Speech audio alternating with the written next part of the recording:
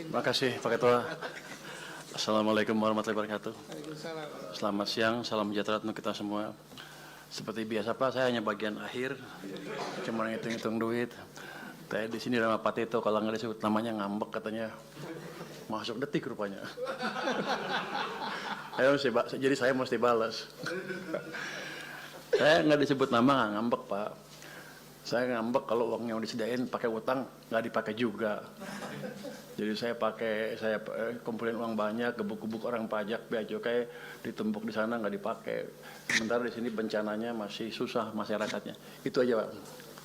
Update sedikit tentang follow up meeting yang sebelumnya Pak Ketua. Saya kan udah mencoret tuh bintang di pergerakan mahasiswa IPDN. Udah jalan apa ya? 1.300 orang ke sini. Ya. Bagus sekali saya lihat tuh di Detik. Di YouTube pelepasannya jadi bagus sekali. Terus yang kedua adalah Satgas Jembatan Pak yang sebelah. Sekarang ganti orangnya Pak. Kalau punya utang, bosnya datang. Kalau udah utangnya lunas, anak buahnya datang Pak. Dia benar. Jadi kita alokasikan Pak 1 triliun ke Satgas Jembatan. Terus kemarin di Hambalang ada perintah ditambah 2 triliun. Jadi Satgas Jembatan punya alokasi dana harus sekarang 3 triliun. Kalau nggak beres juga jembatan di sini keterlaluan. Tapi saya pikir ya utangnya udah lunas ya Pak ya? Kira-kira utangnya udah lunas itu. Kita juga membantu beberapa case di mana kan tadi Pak Tito bilang kita perlu kapal keruk ya. Itu ada rupanya perusahaan yang dipinjam kapal keruknya lewat TNI, lewat Menhan. Tapi ada isu bea cukai katanya karena itu dari kawasan ekonomi khusus dimasukin ke sini harus bayar cukai 30 miliar. Saya bingung, mau bantunya mesti bayar. Jadi begitu laporan itu sampai saya langsung saya bilang udah abolish. Jadi kapalnya sudah jalan ke sini nggak usah bayar cukai, nanti kalau sudah selesai tapi dibalikin ke sana lagi, itu yang paling penting. Jadi nanti kalau Pak Tito mau pinjam dari tempat-tempat lain yang sejenis yang ada kendala seperti itu harus bayar cukai segala macam, lapor ke kita langsung kita bypass dan itunya kita pakai. Kan keterlaluan kalau orang mau bantu aja kita pajekin. Terus bicara dana APBN untuk 2026 untuk pembangunan kembali daerah terdampak, saya rasa cukup ya. Untuk DSP di BNPB kami ada 250 miliar, tambah cadangan bencana 5 triliun, tambah juga arahan dari Presiden untuk menambah dana DSP 600 miliar. Jadi dananya 11 kanan saya ini cukup banyak, cuman sepertinya dia kurang mampu belanja.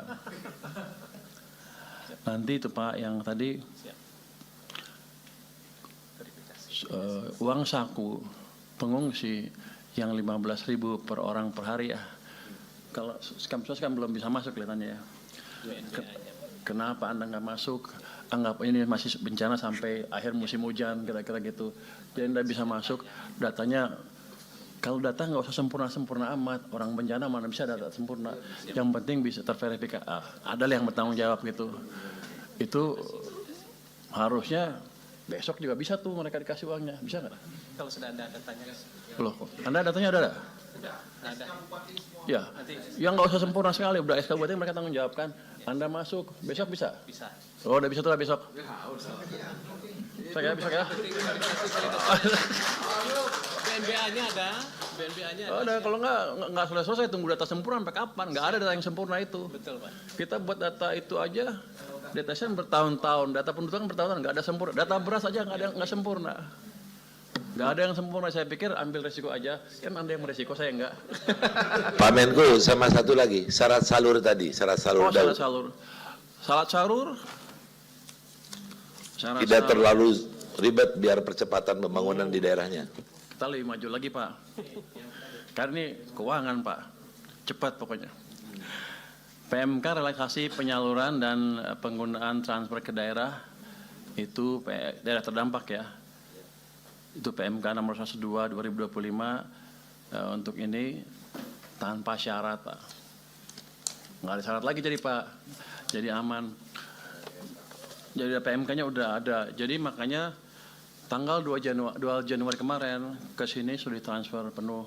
Misalnya ke Tamiang tadi seperti Pak Tito bilang, kita transfer 47 miliar Pak, tapi mereka punya di rekening mereka 132 sehingga mereka punya cash 160. Dari situ sih Tamiang tuh nggak ada kendala uang sebetulnya. Saya nggak tahu kenapa mereka nggak berani belanja Pak. Tekan juga mereka Pak, kalau itu suruh belanjain aja duitnya, mau ngumpulin bunga, nanti ada yang periksa loh. Itu Pak, Mas Pur, itu karena petugasnya yang terdampak, Atau pegawainya Ya. semua terdampak. Jadi kita backup dengan pegawai Kemendagri 100 orang di sana. Ya, Untuk poin saya salah adalah satunya. uang bukan masalah utama sebetulnya. Tapi kami kirim ke semua daerah di Aceh ya, tanggal 2 tuh udah kita kirim semua, provinsi 147 miliar, Aceh Barat 50 dan lain-lain, Tamiang seperti saya bilang tadi, sampai kota Subulu Salam itu 20 miliar ya. Kita sudah kirim di bulan Januari itu untuk Aceh saja 1,279 triliun.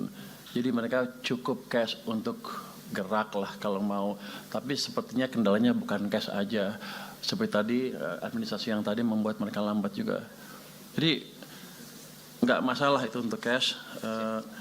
Ini jadi sekarang setiap bulan tuh setiap awal bulan kita kirim ke daerah bencana langsung tanpa permintaan ya. Tanpa surat permintaan kita kirim sesuai dengan data setahun sebelumnya. Dari situ kita prediksi. Jadi mereka nggak akan ada kekurangan dana untuk itu. Pak Menteri, kami mohon efisiensi yang untuk Aceh agar bisa dikembalikan untuk tahun 2002. Kan saya udah bilang waktu itu akan kita ini ya, kan saya hanya belum berani ngomong ke presiden nih. Tapi ini kan dananya udah ada nih. Jadi dana bukan kendala, Anda pakai aja, nanti saya pasti ngomong, atau minta aja Pak Ketua yang ngomong tuh. Pasti lebih cepat. Saya pikir kalau Bapak bisa mutusin sekarang ya kita, tapi mesti lapor ke presiden apa ya? Bapak lapor ke presiden lah, saya lapor dikit-dikit. Jadi tapi udah dihitung di kita, hitungannya kita bisa efisiensi kita hilangkan jadi sama dengan tahun lalu. Untuk Aceh ada tambahan 1,7 triliun, 1,8 triliun untuk wilayah Aceh. Karena ini kan daerah bencana, harusnya nggak ada masalah. Jadi menurut saya posisinya seperti itu.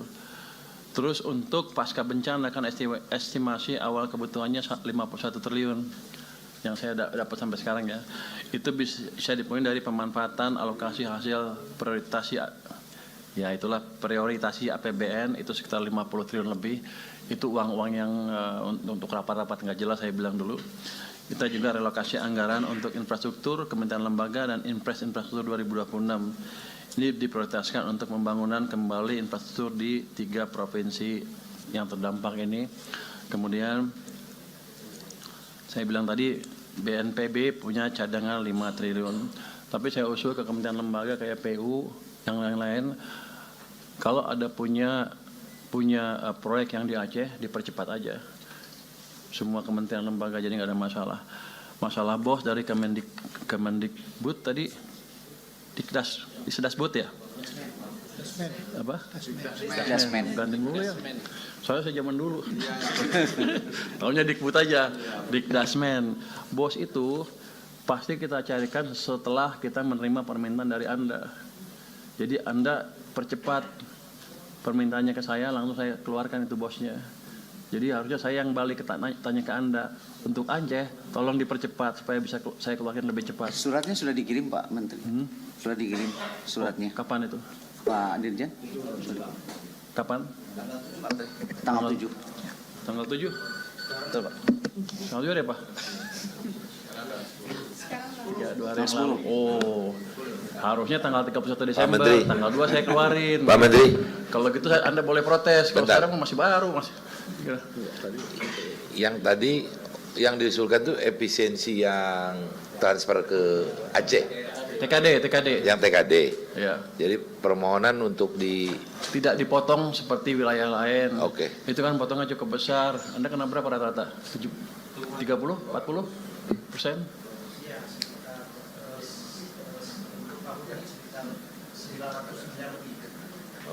Oh, nggak banyak itu. Jadi kita hitung akan ada tambahan sekitar 1,7. Harusnya sih nggak ada masalah. Sekarang tapi nggak terlalu yang gimana? Boleh kan? Bentar nih. Boleh. Ya. Ya.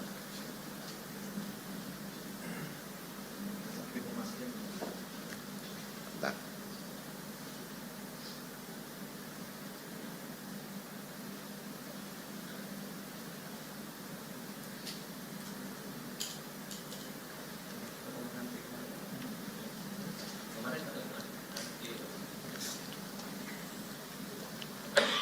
Karena ya. Ya. Ya. Ya.